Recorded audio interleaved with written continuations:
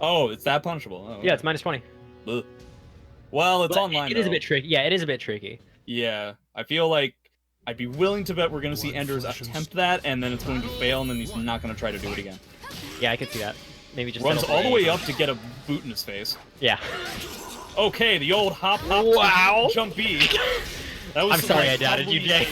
That was probably a quintuple 2-2B input that just went horribly awry. And you're stacking up those bullets, getting a 4-in-1 combo. That's almost half of them. That was actually not impressive damage from Cervantes. He was really going for the bullets there, I think. There we go. Get that lethal hit. Yeah. It hurt a lot. Gonna get the not most damaging throw, but no punish on the low. Yeah, but yeah, it's still a fantastic block. I appreciate the fact that he's punishing those 6-6As. He definitely had to be doing that against Sophie as much as he can. Enders is so obnoxious to grab sometimes because. Oh, you could have just ended that sentence with obnoxious. Very true. But you're talking about Soul Calibur. His like propensity to just do Rising A is so high. Yeah. I mean, shades of Xander. It's definitely something that he might have picked up from the sets that they've had since the Soul Crisis has been started. Yeah. Not the strongest whiff punish, or any whiff punish, but here we go. Now we're gonna get something big. Not the strongest whiff punish in the sense that there wasn't one. Right. Very odd and kind of what you were talking about, awkward timing trying to deal with like the wall pressure here. Yeah. Oh, but doesn't get the grab. I can't believe he actually tried to do the edge of the R there. So very brave. Very brave. Wow.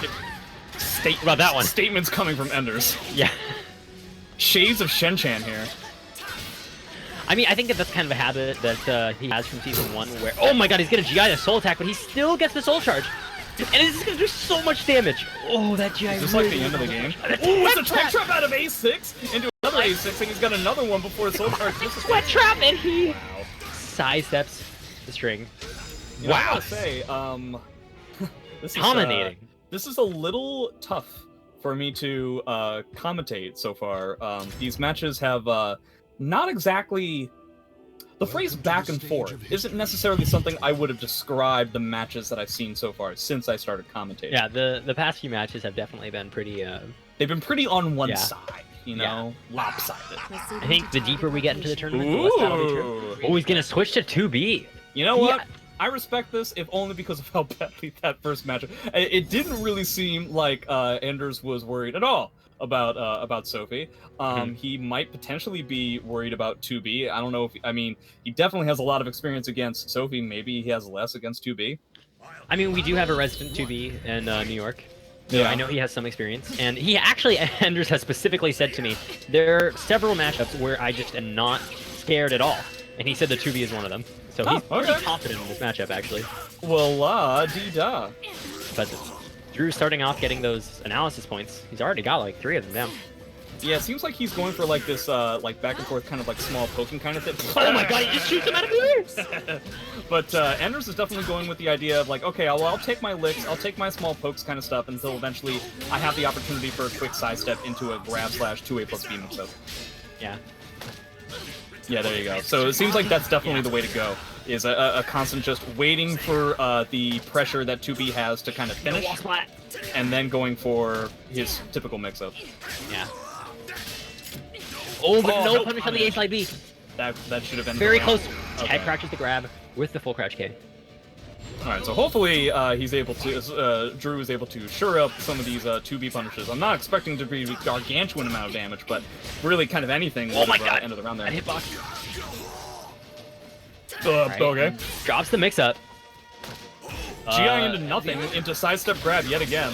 This is definitely some sort of an odd timing that maybe he either has with Drew or with 2B specifically. It seems like Enders really wants to do this awkward sidestep into grab kind of timing.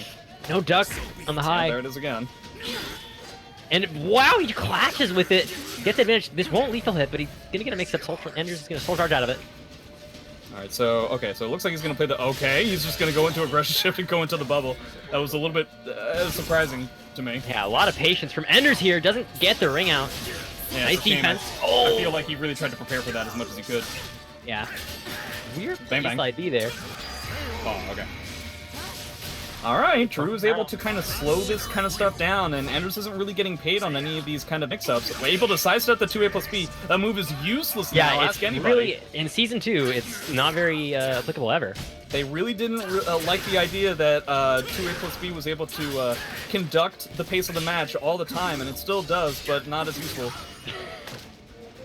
I guess the grab Drew actually, this 2B pick is working out pretty well for him. Yeah. Decides to back up as far as he can. I guess trying to utilize the fact that Enders doesn't have any... Okay. Trying to utilize the fact that Enders doesn't have any meter. Wow, okay. 2B hitboxes, pushes him towards the ring edge. Now Enders has got to worry a bit, but he doesn't want to spend his meter quite just yet. He wants a mix-up. Oh my god, and he just hits him out of the aggression shift. Is this going to kill? Yeah, I think it is. It's yellow light.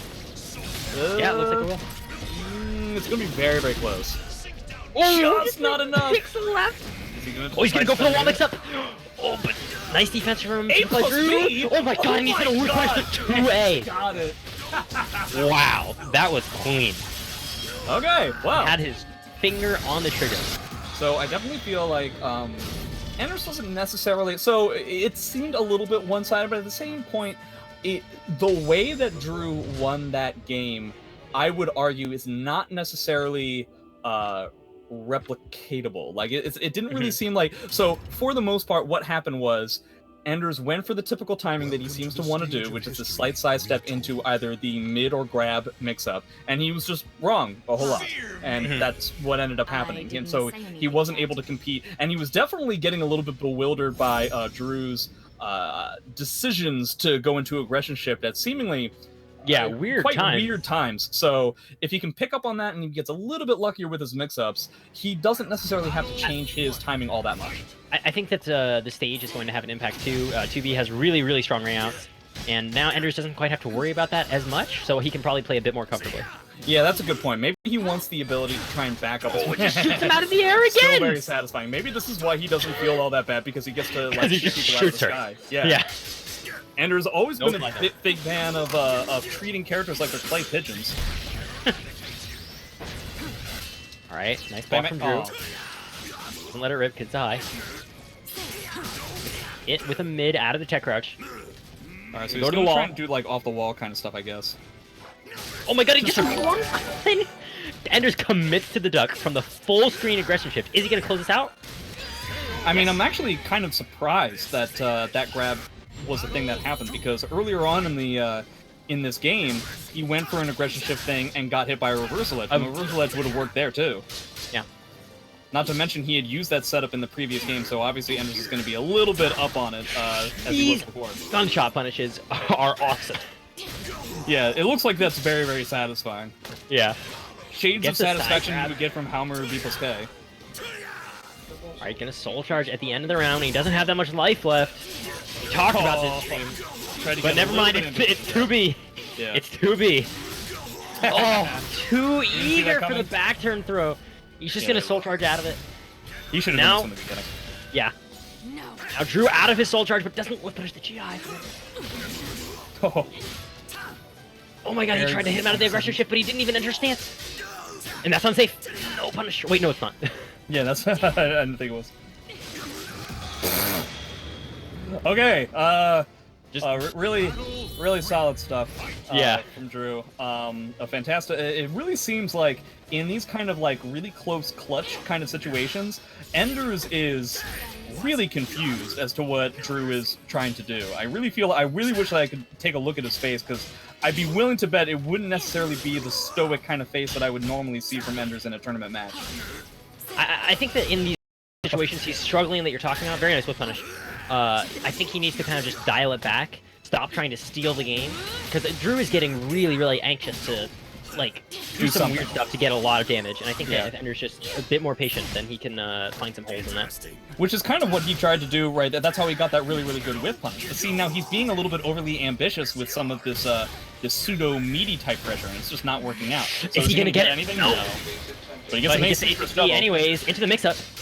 But Drew guesses right. Nice duck. So yeah, that's basically always a duck that you virtually always have to do. Even though he's never completed that string, it's still something that you always do, if only because the punish is going to be so high. There is a mid there, so he can mix it up a little bit, yeah. Oh, well, la-di-da. Pardon me, all the hell. All right, you're guessing right. Enders loves reversal edge A so much. Well, he also hates reversal edge K, and I guess I can't blame him. Oh, he could have gotten a back grab movement so satisfying. Oh my god, it just whips! Wow, the 3B whipped in the air to such an extreme degree that the camera turned around. Oh my god, why did that connect? Jump A? Okay. Oh, but this should be it if Enders doesn't... No, it was it anyways. All right, Enders taking it down, but actually it ended up being a pretty close game. Yeah, that was a really rough situation, especially at the very end.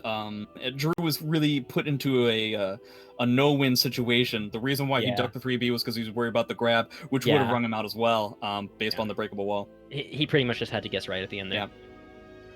But yeah, it really seemed like the weirdness that Drew was able to create was really only able to take him so far. I think kind of what you were talking about, Enders was able to instill at least a little bit of normalcy to some of these neutral situations, and was able to get a handful of IGDR punishes and stuff like that. Right. Yeah. Good stuff from both players. It was a pretty reasonably close set, and I think that next up we will have winners finals for Kudo versus Ramon. Yeah. Don't play quite yet. We want to wait